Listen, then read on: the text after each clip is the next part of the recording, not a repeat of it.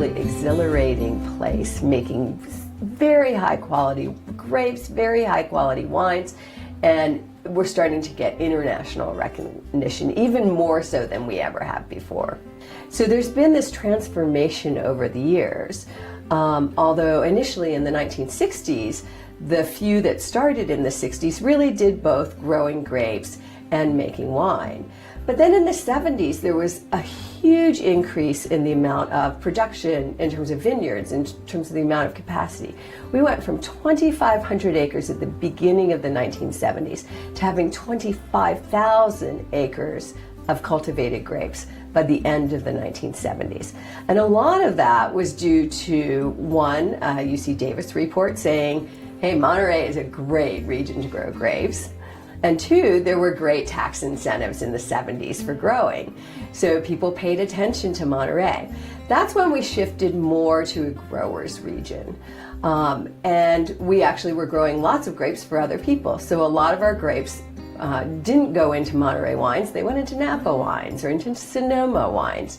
So it's only been really more recently where we're reclaiming our grapes. Starting in about 1968, 69, and 70, there was a big interest in wine grapes all over the state. And there were thousands of acres planted in Monterey County in a very short period of time by large enterprises based on a report that came out of Bank of America, if I recall, and also UC Davis. Monterey County has gone through quite an evolution over the last 30 years. 30 years ago, I would say that we just didn't have that much experience growing wine grapes in Monterey County. So we had planted varieties really in the wrong locations in many cases. And also, in the 1990s, we had a rash of phylloxera come through the county. So with experience under our belts and the need for replanting, the grower community really got it together and started using the proper rootstocks, putting the right varieties in the right locations, which is really, it's a lifelong journey to plant grapes where they really do the very best. So growers got very sophisticated in that regard, and as they got better at it, the quality of the wines that were being produced from Monterey County grapes continued to improve. And the recognition for that high quality wine began to unfold really throughout California and ultimately worldwide.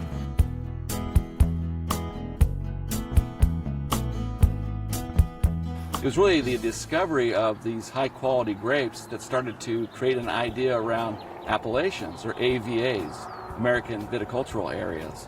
So the first one that really emerged as a top line location is the Santa Lucia Highlands, that bench land that's just south of Salinas. So Pinot Noir became renowned from that growing region, really bringing Monterey County way up in stature. Then we've had the same thing happen really in Arroyo Seco. Arroyo Seco Chardonnays, which is the mouth of the Arroyo Seco River as it turns into the Salinas Valley. The Chardonnays coming from that region are really world class. So you start to see this evolution of super high quality wines coming from experienced growers with the right rootstock, right planting locations, high profile awards being won for these wines, and now an increasing interest in wineries to start to set up shop in Monterey County.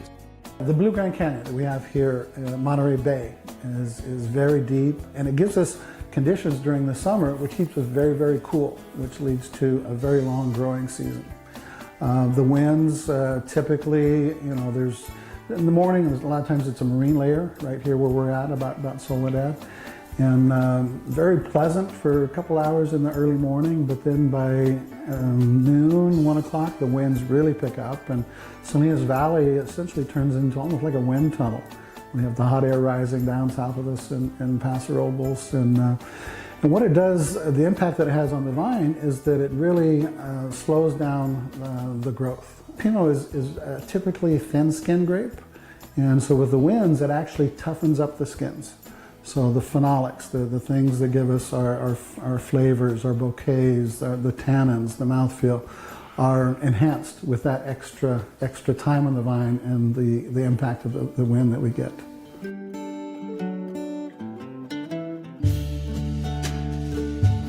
just being organic is not enough anymore. Sustainability is much more holistic than just organic farming. When we talk about sustainability and being a more holistic approach, you know, it's not just they talk about the 3 Ps, the people, the planet, and prosperity.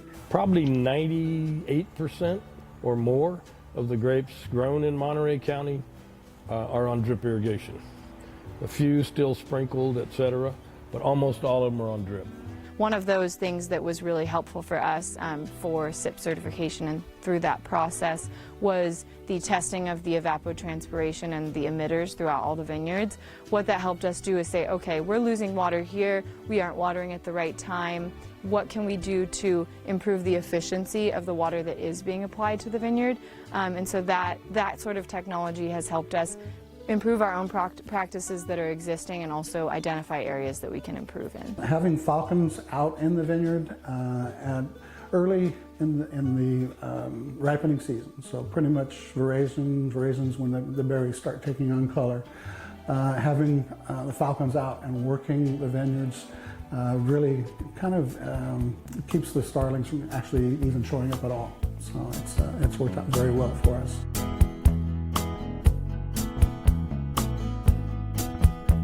Monterey wine country is a thriving area right now. We're really the wine region. Visitors from outside of the area are starting to come here and say, we want to see something different. We want to see what other grape growing regions were like in the burgeoning period when they were developing, when industry was new and there were fresh new faces in that industry helping develop the story of that area.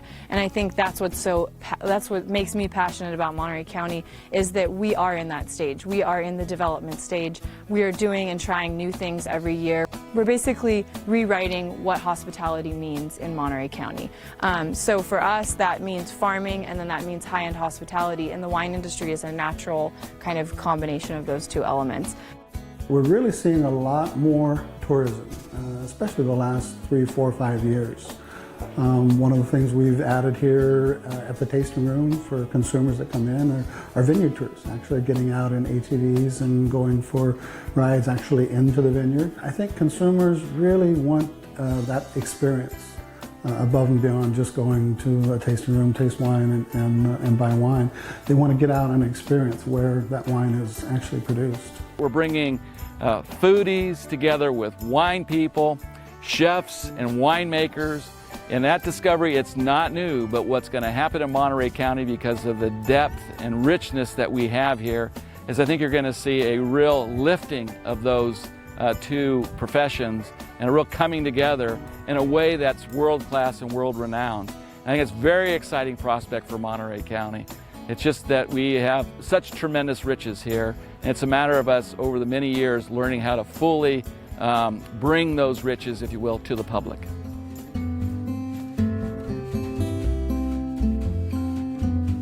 It's just great opportunity, I think, for growth.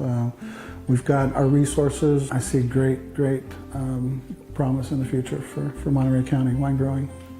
Monterey County has all the pieces. We have high-end hospitality, we have really skilled workers, we have companies that have been farming for generations, and so with all those pieces, it just takes a small group to have passion to drive that forward. That's what you've seen in every wine growing region in California that's really developed and exploded, and I think Monterey County is on the cusp of that. The wines in Monterey County are finally getting their due, if you will. You get lots of wineries making wines from your grapes.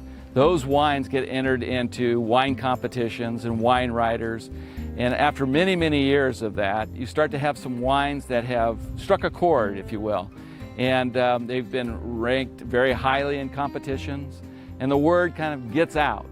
So that's happened for Monterey County finally. The word is out. And as a result of that, there's a lot more interest. And that interest has created, if you will, much more visitation to wineries in Monterey County, and kind of that business element that starts to occur. More visitation, more economic interest, so more wineries have been developed, and that is happening as we speak. But I think that there's something else that I see emerging in the very near future. See, Monterey County, particularly the Salinas Valley, is really the hub of growing excellent food. This is a vegetable, strawberry, berries capital of the world. And I can see, as time passes, the real discovery of the riches of the foods that we grow in Monterey County. And I see an exciting time where we're going to start to really bring wine and food together. And I don't mean in a passive sort of a way, but I mean in the kind of way that is going to be described as world class. Growing the wine industry here will benefit everyone, both economically, quality of life. We're a positive, thriving industry, and who doesn't like wine?